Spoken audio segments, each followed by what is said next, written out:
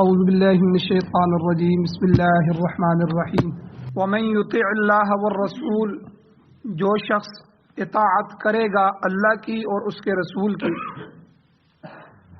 فاولئک، پس یہی وہ لوگ ہیں کہ مع الذین، جو ان لوگوں کے ساتھ ہوں گے کہ انعم اللہ علیہم، جن پر اللہ تعالیٰ نے انعام کیا ہے۔ وہ چار گروہ کون سے ہیں؟ من النبیین، نبیوں کے ساتھ ہوں گے، والصدیقین، اور صدیقوں کے ساتھ ہوں گے، والشہداء، اور شہیدوں کے ساتھ ہوں گے، والصالحین، اور نیکوکاروں کے ساتھ ہوں گے، صالحین میں سے ہوں گے، وحسن اولئک رفیقا، اور بہت ہی اچھا ہے ان لوگوں کی رفاقت، جن کو ان چاروں گروہوں کی رفاقت مل جائے تو بہت ہی اچھا ہے۔ ذالک الفضل من اللہ، اور یہ ہر ایک کو نہیں ملنے والی، یہ اللہ کا فضل ہے۔ وکفا باللہ علیما، اور اللہ تعالی جاننے والا کافی ہے۔ سورۃ النساء کی آیت نمبر 69 اور 70 آپ کے سامنے تلاوت ہوئی ہے، آپ نے اس کا ترجمہ سماعت فرمایا۔ اس آیت کے 2-3 درس گزر چکے ہیں، آج چوتھا درس ہے، اور منعم علیہم کی کل تعریف بھی بیان ہوئی کہ انعم اللہ علیہم، وہ لوگ کہ جن پر اللہ تعالیٰ کا انعام ہوا، منعم علیہم ان کو کہتے ہیں کہ جو انعام یافتہ گروہ ہیں، اور ان کی تعریف بھی بیان ہوئی اور ان کے احکام بھی پچھلے دروس میں بیان ہوئے۔ اور مختصراً جو تعریف بیان ہوئی، شاہ عبد القادر محدث دہلوی رحمۃ اللہ علیہ جو تعریف فرماتے ہیں کہ جو نبی ہوتا ہے، نبی پہلا گروہ، اس نبی پر وحی نازل ہوتی ہے، اور اس کے لیے اسے حد درجے کا اللہ کا قرب نصیب ہوتا ہے۔ وہ کتنا قرب ہوتا ہے، عام انسان نہ اس کا مشاہدہ کر سکتا ہے، نہ اس کا اندازہ لگا سکتا ہے کہ اللہ اپنے نبی کو اپنے کتنے قریب کرتے ہیں۔ شاہ صاحب لکھتے ہیں کہ نبی کا اللہ کے ساتھ اتنا قرب ہوتا ہے کہ وہ عالم بالا کی جو چیزیں ہوتی ہیں، وہ چیزیں جیسے جنات، فرشتے اور اس سے اوپر کی جو چیزیں ہیں، وہ ہم مشاہدہ نہیں کر سکتے، لیکن نبی ان کا بھی مشاہدہ کر رہا ہوتا ہے۔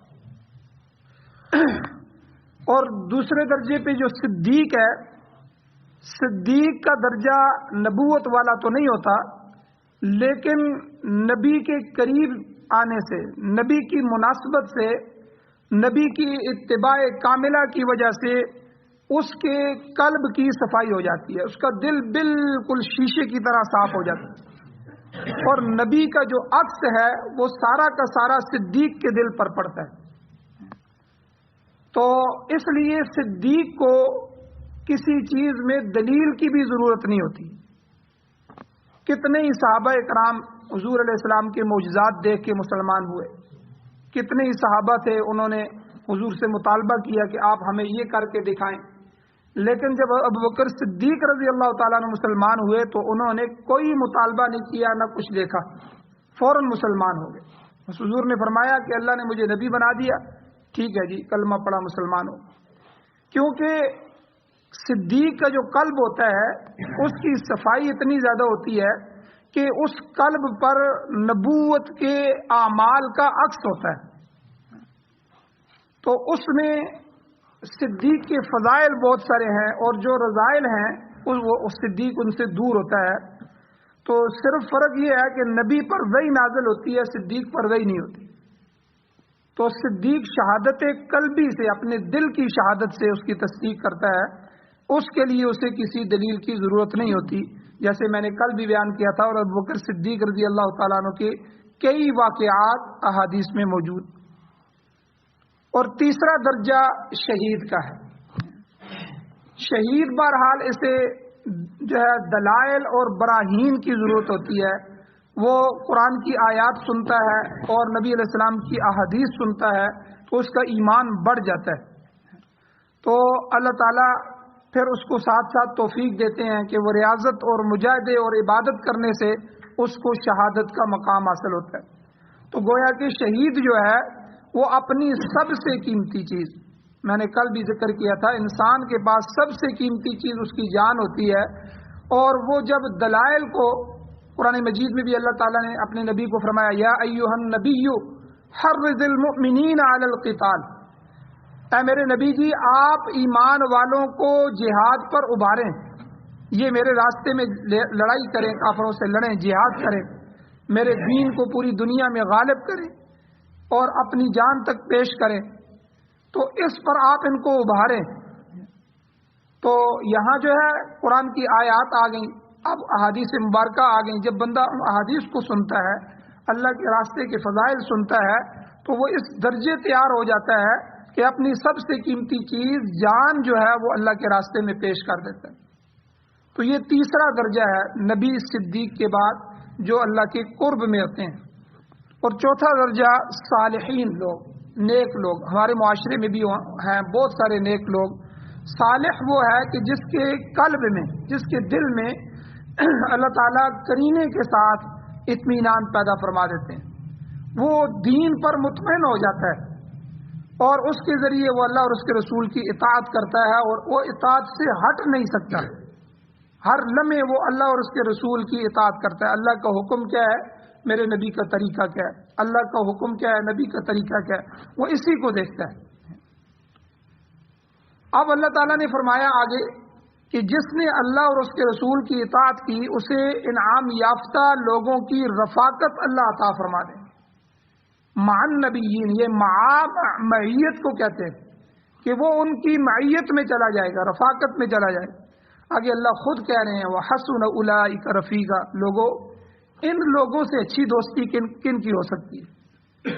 کل قیامت کے دن کسی کو نبیوں کا ساتھ مل جائے، صدیقین کا ساتھ مل جائے، شہداء کے مرتبے میں چلا جائے، ان کا ساتھ مل جائے، صالحین کے گروہ میں شامل ہو جائے، تو اللہ کہتے ہیں وَحَسُنَ أُولَٰئِكَ رَفِیقًا، کتنی بہترین دوستی ہے ان لوگوں کی، کتنی اچھی دوستی ہے ان لوگوں کی۔ اور جسے یہ نصیب ہو جائے اس کے تو مقدر ہی جاگ جائے، اس کے تو نصیب ہی جاگ جائیں۔ تو اس رفاقت کی تشریح حضور علیہ الصلوۃ والسلام کی احادیث مبارکہ میں بھی موجود ہے، اور اس طرح کے نبی علیہ السلام نے فرمایا کہ بلند درجے والے جو جنتی ہوں گے، جنت میں درجات ہوں گے، جن کے اعمال زیادہ ہوں گے یا جو زیادہ اللہ کی قربتوں میں ہوں گے، وہ جو ہے زیادہ اعلیٰ مراتب میں ہوں گے۔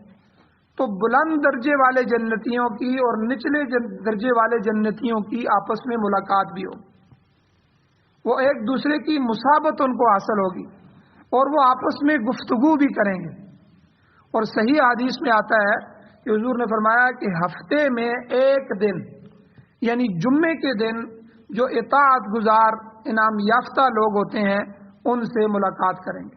اطاعت گزار جو صالحین ہوں گے، جو نیکوکار لوگ ہوں گے، وہ ان انعام یافتہ 4 گروہوں سے ملاقات کریں گے، جنتیوں کی آپس میں ملاقات ہوگی۔ اور اس ملاقات سے نچلے درجے والا جنتی اس قدر مطمئن ہوگا کہ وہ اپنے آپ کو اعلیٰ درجے والے منعم علیہم کا ہم اعزاز ہی سمجھے گا، یعنی اس پر ایسی کیفیت اللہ تعالی کر دیں گے کہ وہ اپنے آپ کو کم تر نہیں خیال کریں گے کہ میں تو چھوٹے درجے میں ہوں۔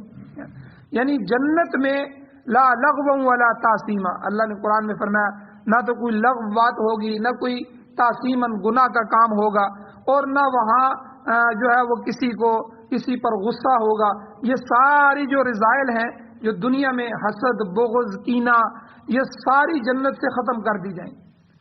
کوئی اعلیٰ درجے میں ہے تو وہ اس پر مطمئن ہوگا، کوئی نچلے درجے میں ہے تو وہ اس پر مطمئن ہوگا، لیکن ان کی ملاقات بھی ہوگی اور یہ ان کا اعزاز ہوگا کہ وہ ایک دوسرے سے ملاقات کریں گے، اور کوئی بھی اپنے آپ کو اپنے درجے کے اعتبار سے کم تر خیال نہیں کرے گا۔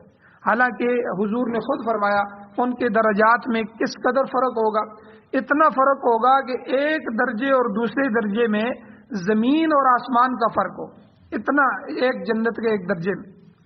اور بہت سے حدیث میں آتا ہے حضور علیہ السلام نے فرمایا کل اللہ تعالیٰ اپنے قرآن پڑھنے والوں کو جو اعزاز دیں گے، کتنا بڑا اعزاز ہوگا حافظ قرآن کا، کہ اللہ تعالیٰ اسے کہیں گے جب دنیا میں تو قرآن پڑھتا تھا تو لوگ سنتے تھے، آج تو قرآن پڑھ تیرا رب سنے۔ اللہ تعالیٰ خود قرآن سنیں گے، یہ پہلا اعزاز۔ پھر دوسرا اعزاز اللہ کہیں گے تو قرآن پڑھتا جا اور جنت کے درجوں پر چڑھتا جا، ایک ایک آیت جو ہے وہ ایک ایک درجہ ہوگا اور اس کے درجات یہاں تک کہ والناس تک تو پہنچ جا آخر میں تو تیرا وہ آخری درجہ ہوگا۔ اور اللہ کہیں گے آہستہ آہستہ پڑھ، ٹھہر ٹھہر کے پڑھ، جس طرح تو دنیا میں ٹھہر ٹھہر کے پڑھتا تھا، اور جنت کے درجوں پر چڑھتا جا۔ تو بہرحال ایک درجے اور دوسرے درجے میں زمین اور آسمان کا، اور حدیث میں حضور نے ایک فرمایا کہ بلند تر ستارہ جو ہے، آسمان میں بھی ستارے وہ اوپر ہوتے ہیں، کوئی نیچے ہوتے ہیں، تو جو بلند ترین ستارہ ہے زمین سے لے کر وہاں تک کے فاصلے جتنا ایک ایک درجے میں فرق ہو۔ تو بہرحال کمال درجے کی اطاعت کرنے والوں کو منعم علیہم کی معیت اور رفاقت نصیب ہوگی، اور اچھی سوسائٹی کا مل جانا یہ بذات خود بہت بڑی سعادت ہے۔ یعنی آدمی جنت میں چلا جائے یہ تھوڑی سعادت ہے، پھر جنت میں جا کے اسے ان نیک لوگوں کا ساتھ مل جائے، نبیوں کے ساتھ اس کو مل جائے، تو یہ تو اور بڑی سعادت ہے۔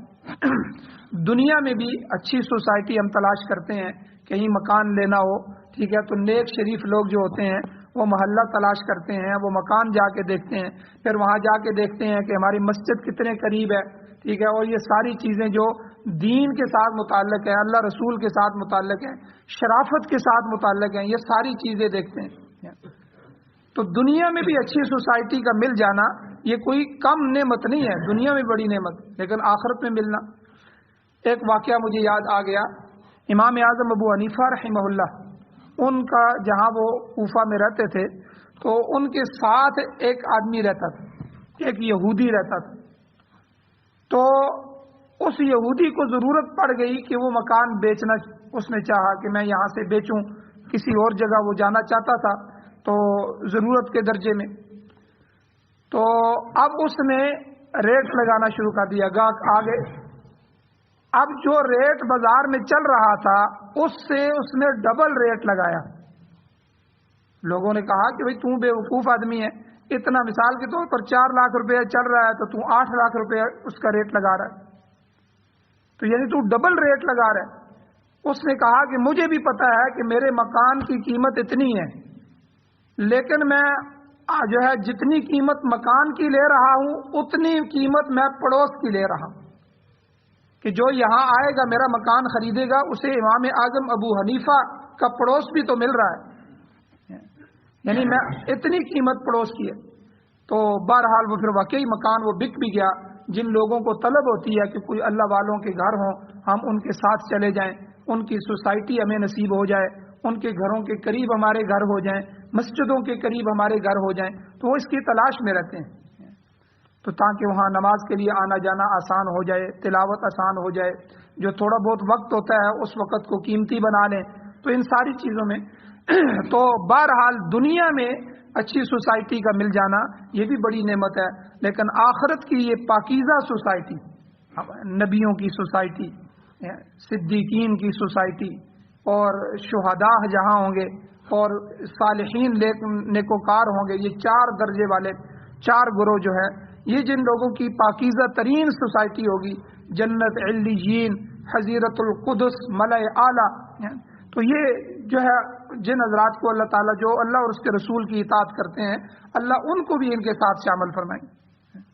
تو دنیا میں تو آدمی اس انعام کا تصور بھی نہیں کر سکتا، اسی لیے یاد رکھیں قرآن مجید میں آتا ہے اللہ تعالیٰ کے انبیاء نے بھی یہ دعا فرمائی ہے، کئی نبیوں کی دعا ہے اللہ تعالیٰ نے قرآن مجید میں ذکر فرمائی کہ انہوں نے کہا کہ توفنی مسلما والحقنی بالصالحین، اے اللہ ہمیں اسلام پر موت عطا فرما اور صالحین کی رفاقت نصیب فرما۔